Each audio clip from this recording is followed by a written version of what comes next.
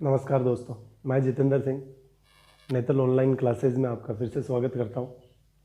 और आज हम लेंगे कि जहां से हम कल पढ़ रहे थे, कल हमने देखा कि नाउन जो है, नाउन के विभिन्न प्रकार होते हैं और उन प्रकार में से हमने जो मुख्य दो प्रकार होते हैं उसका एक पार्ट पढ़ा था कॉन्क्रीट नाउन।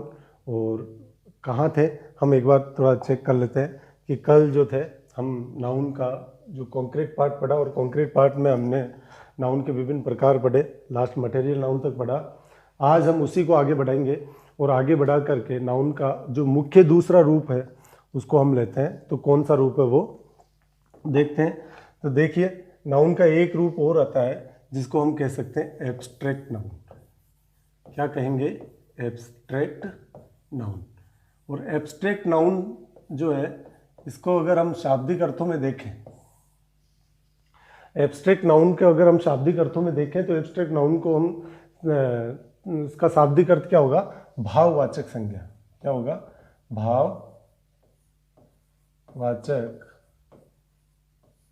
संज्ञा। मतलब जो हमारे भावों को बताने वाली होती है, जो हमारे भावों के नाम भाव होते हैं, उनके नाम को हम एब्स्ट्रैक्ट नाउन के अंतर्गत पढ़ते हैं। तो देखिए, एब्स्ट्रैक्ट नाउन को और अगर हम समझे तो इसको क्या, इसको समझने के लिए दो वर्ड जो है वो हमारी बहुत मदद करते हैं। और वो दो शब्द कौन से हैं? एक तो आता है कि एब्स्ट्रैक्ट नाउन जो होती है वो इनविजिबल होती है। दूसरा हमने देखा कि ये अनटचेबल होती है।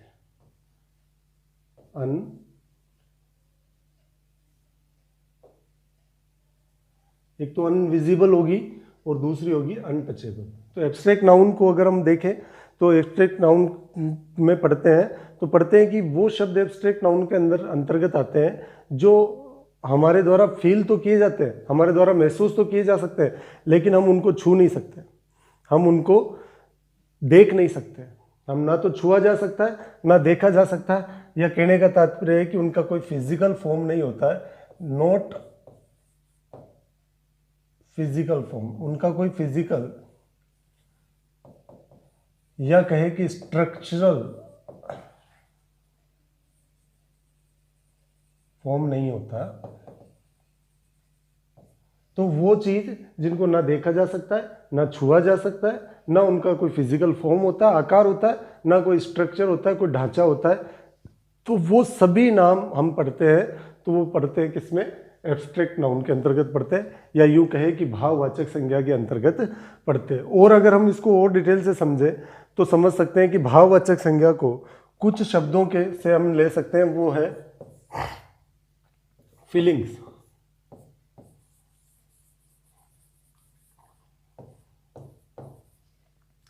हमारी जितनी भी फीलिंग्स होती है उन सभी फीलिंग्स को, फीलिंग्स का मतलब हो गया जो हम महसूस करते हैं, जो हम महसूस करते हैं उनको फीलिंग्स कहते हैं। जो हमारे मन में आता है, जो हमारे मन के भाव होते हैं, उनको फीलिंग्स कहते हैं।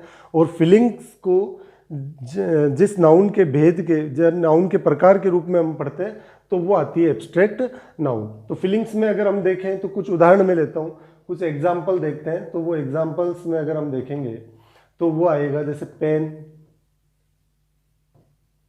ठीक है, दर्द। अब दर्द को हम महसूस कर सकते हैं, लेकिन किसी दर्द को बाहर उसका कोई आकार नहीं होता, ठीक है ना। दर्द का न हम उसको छू सकते हैं, दर्द को नहीं छू सकते। दर्द जहां हो रहा है वहां छू सकते हैं, लेकिन दर्द को नहीं छुआ जा सकता कि दर्द क्या है। उसको कोई हम फील कर सकते हैं, उसको देखा नहीं जा सकता, छुआ नहीं जा सकता। तो कुछ हमारी फीलिंग्स होती है, जो फीलिंग्स के अंतर्गत हमने देखा कि फीलिंग्स में हमने देखा कि द पेन, और कौन सा देखें? लव, हेटर, नफरत, घृणा, ठीक है। पेन, लव, हेटर, ये हमारी कुछ फीलिंग्स है जो किसके अंतर्गत पढ़ते हैं हम? इनको हम पढ़ते हैं एब्स्ट्रैक्ट नाउन के अंदर। और एब्स्ट्रैक्ट नाउन में हम और भी कई सारी हमारी फीलिंग्स जो है उनको रख सकते हैं। वो फीलिंग्स के अंदर अगर हम पढ़ेंगे तो सोरो, जैसे मान लो पेन हो गया, पेन को दूसरा नाम हो गया सोरो हो गया,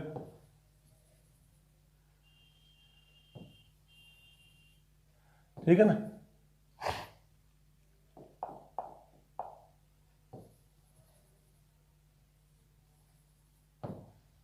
एक्सेट्रा। और भी हम जितनी भी हमारी फीलिंग्स होती है उन सभी को हम एब्स्ट्रैक्ट नाउन के अंतर्गत पढ़ते हैं। दूसरा आता है फीलिंग्स को अगर हम देखें और फीलिंग्स के बाद हम देखें तो फिर हमारे जो क्वालिटीज़ होती है, हमारी जो क्वालिटी होती है उसको भी हम एब्स्ट्रैक्ट नाउन के अंतर्गत पढ़ते हैं। तो क्वालिटीज़ के अंदर कौन कौन सी क्वालिटी होगी, जैसे गुडनेस,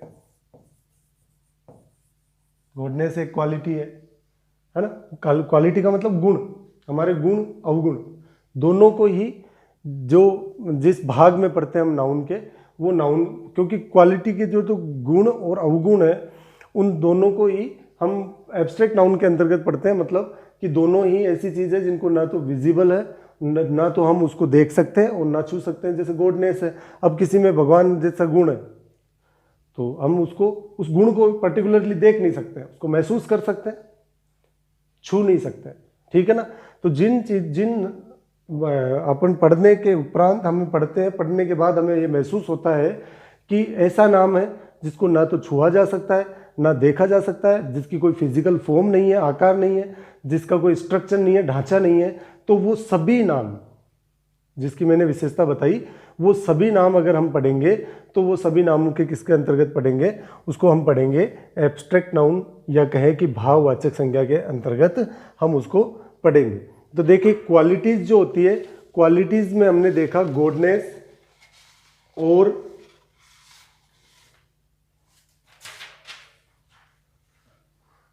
गुडनेस, विजडम, ब्यूटी, ठीक है ना। गुडनेस हो गया, विजडम हो गया, ब्यूटी हो गया, या हम ये कहें कि ट्रूथफुलनेस, ये भी एक क्वालिटी हो गई। तो क्वालिटी के अंतर्गत हम अगर पढ़ेंगे तो जितनी भी हमारे गुण और अवगुण होंगे वो सभी को हम कौन सी नाउन के अंतर्गत लेंगे, भाववाचक संज्ञा के अंतर्गत लेंगे, या यूं कहे कि हम उन्हें एब्स्ट्रैक्ट नाउन के रूप में पढ़ेंगे, ठीक है। फिर हम लेते हैं, अगर क्वालिटी के बाद में अगर हम ले तो हम ले सकते हैं आइडियाज और कंसेप्ट। किनको लिया जा सकता है, आइडियाज और कंसेप्ट। अब देखिए आइडियाज किसे कहेंगे, तो कुछ आइडियाज हमारे दिमाग में जितने भी आइडियाज आते हैं वो सभी के सभी आइडियाज या विचार जो होते हैं उनको हम आइडियाज या कंसेप्ट में ले सकते हैं। जैसे आइडियाज और किस प्रकार के आइडिया आया कि मान लो हमने देखा कि हमारे दिमाग में एक कोई विचार आता है, जो हमारे दिमाग में कंसेप्ट आता है उसको हम किसके अंदर लेंगे। जैसे मान लो कि कंसेप्ट आया जस्टिस, जस्टिस एक कंसेप्ट है ना। तो इसको आइडिया, और हमारे दिमाग में अगर कोई विचार आता है जैसे जस्टिस हो गया है ना, जस्टिस को हम किसके अंतर्गत लेंगे, एब्स्ट्रैक्ट नाउन के अंतर्गत लेंगे, एब्स्ट्रैक्ट नाउन के रूप में उसको हम पढ़ेंगे, ठीक है। तो जस्टिस हो गया, फेथ हो गया, सक्सेस हो गया, ट्रूथ हो गया, ये भी एक तरह से जस्टिस हो गया, या यूं कहे कि फेथ हो गया, या ट्रूथ हो गया, या सक्सेस हो गया, है ना।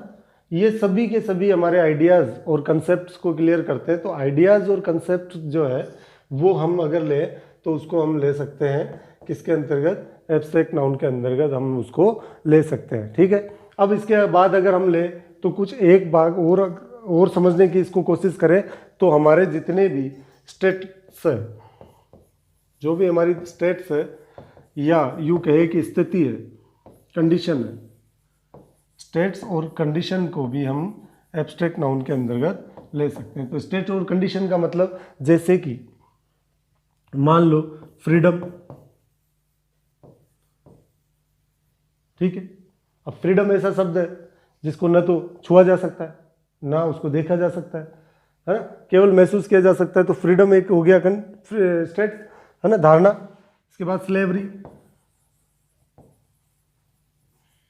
ठीक है, स्लेवरी हो गई। अब कंडीशन के रूप में अगर हम देखें तो कंडीशन क्या है, स्थिति। स्थिति का मतलब है जैसी हमारी चाहे अच्छी स्थिति हो, चाहे बुरी स्थिति हो, चाहे कैसी भी स्थिति हो, उस स्थिति जो वर्ड है उसको हम क्या कर सकते हैं, देखा नहीं जा सकता, उसको छुआ नहीं जा सकता, महसूस किया जा सकता है। तो पॉवर्टी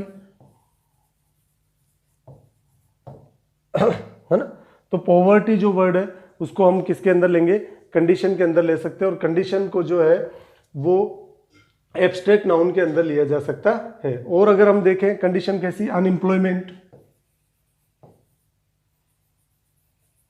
अनएम्प्लॉयमेंट जो है बेरोजगारी, तो बेरोजगारी एक ऐसी स्थिति है जिसको हम उसका कोई भौतिक स्वरूप नहीं है कि बेरोजगारी क्या है कि कहीं उसको पकड़ा जा सकता है उसको, या देखा जा सकता है उसको, ऐसा नहीं है।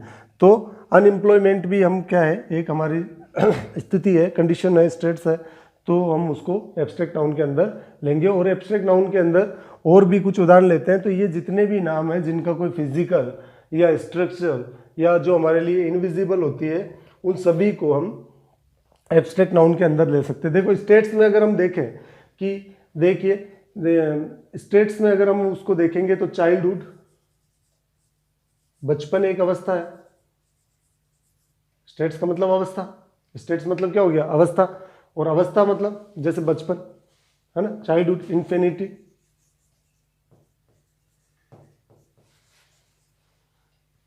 ठीक है, तो ऐसे कई सारे शब्द जिनका कोई भौतिक अस्तित्व नहीं होता है, जिनका कोई भौतिक स्ट्रक्चर, ढांचा नहीं होता है, जिनका कोई फिजिकल फॉर्म नहीं होता है, जो केवल हम महसूस कर सकते हैं, या यूँ कहे कि जिनको छुआ नहीं जा सकता, जिनको देखा नहीं जा सकता, वो सभी की सभी हम अगर जिसके अंदर लेंगे तो वो हमारी होगी एब्स्ट्रैक्ट नाउन।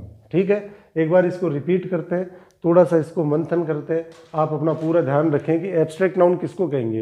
एब्स्ट्रैक्ट नाउन उन नाउन को कहेंगे जो केवल हमारे भावों से जुड़ी हुई है, जो हमारी विचारों से जुड़ी हुई है, जो हमारे लिए इनविजिबल है, या जिसको हम देख नहीं सकते, जिसको हम छू नहीं सकते, वो सभी की सभी नाउन जो होगी उन सभी को हम एब्स्ट्रैक्ट नाउन के अंतर्गत पढ़ते हैं। ठीक है, तो और इसको थोड़ा डिटेल से समझने के लिए हमने इसकी दो चीज़ आपको याद रखनी है कि एब्स्ट्रैक्ट नाउन एक तो इनविजिबल होती है, दूसरी अनटचेबल होती है। एब्स्ट्रैक्ट नाउन मतलब वो नाम जिनको ना तो देखा जा सकता है और जिनको ना छुआ जा सकता है, वो नाम किसके अंतर्गत आएंगे, एब्स्ट्रैक्ट नाउन के अंतर्गत आएंगे। और मोटे रूप से हमने उनको समझने की कोशिश की तो हमने चार ऐसे पार्ट निकालने की कोशिश की है जिनको हम अगर और अच्छी तरीके से एब्स्ट्रैक्ट नाउन को समझ सकते हैं तो वो है फीलिंग्स। क्योंकि हमारी जितनी भी फीलिंग्स होती है, चाहे जो भी हमारे भाव है उनको फीलिंग्स कहते हैं। तो भाव कई प्रकार के होते हैं। आप अगर हिंदी के स्टूडेंट हैं तो भावों से अच्छी तरीके से परिचित होंगे। और भाव का मतलब हो गया कि जितने भी भाव है वो सभी के सभी भाव जो है, फीलिंग्स जो है, वो किसके अंतर्गत पढ़ेंगे, हम एब्स्ट्रैक्ट नाउन के अंतर्गत पढ़ेंगे। जिनको जो हमारी फीलिंग्स आएगी वो एब्स्ट्रैक्ट नाउन कहलाएगी। ठीक है ना। फिर अगर हम देखें कि क्वालिटी, जितने भी गुण होते हैं और जितने अवगुण होते हैं, दोनों को ही हम किसके अंतर्गत पढ़ते हैं, एब्स्ट्रैक्ट नाउन के अंतर्गत पढ़ते हैं। और गुण और अवगुण जो है कई प्रकार के होते हैं, और जितने भी प्रकार के गुण और अवगुण होते हैं उन सभी को हम एब्स्ट्रैक्ट नाउन के रूप में पढ़ते हैं। फिर आता है आइडियाज और कंसेप्ट। आइडियाज मतलब हो गया हमारे विचार या हमारी अवधारणा, हमारी सोच। जो हमारी सोच में आया, जो हमारे विचार में आया, उन दोनों को ही हम एब्स्ट्रैक्ट नाउन के अंतर्गत लेंगे, क्योंकि दोनों को इनविजिबल, छुआ नहीं जा सकता, दोनों को देखा नहीं जा सकता, तो वो एब्स्ट्रैक्ट नाउन के अंतर्गत आएगा। फिर आता है स्टेट्स और कंडीशन, मतलब